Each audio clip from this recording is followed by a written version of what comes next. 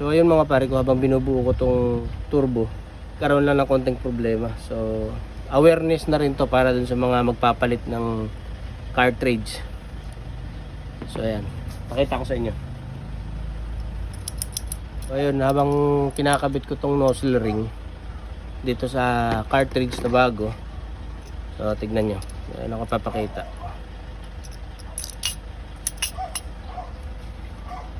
Kabit ko lang tong nozzle ring. Yan. So kung makikita nyo, gumagalaw na yung mga bintana ng nozzle ring. Ayan. So okay na siya. Then pre-wheel din dito. Yan, pre-wheeling, wala kang maririnig. Pero pagka ito kinalog mo, ayan. So may kalog, 'di ba? May kalog. Yan. Kalog siya, pero okay din naman, pre-wheel din siya, oh.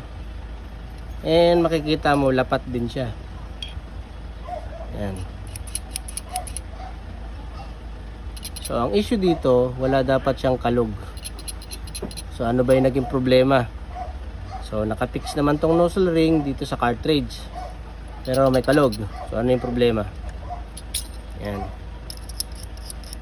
Okay yan lahat. So ito yung kumakalog mga pare ko, itong plate washer na to dito sa impeller.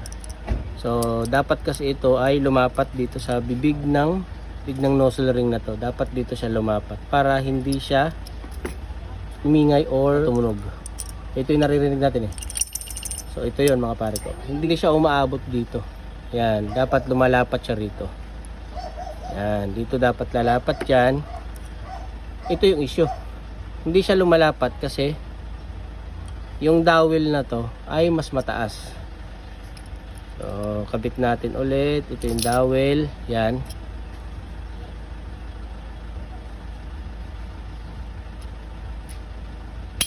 Yung dowel na to ay nakasagad na agad. Hindi kasi makikita eh. Pero nakasagad na agad siya dito sa may mismong salpakan niya, sa may slot na to. Yan. Pre-wheel. Pero makikita nyo, yan, sumasayaw. So kung hindi mo mapapansin tong kalog na to, malamang mabubuo mo yung turbo. And then pag pinaandar mo, dun mo na lang maririnig yan. Pinaka-issue dito, ang issue dito ay masyadong mahaba tong dowel na to. Ayan, makikita nyo pantay na yan, pero sobra pa yung dowel. Ayan. So try natin tong original, papakita ko sa inyo. Yung original ay mapapansin nyo, ayan, hindi siya kita yung dowel.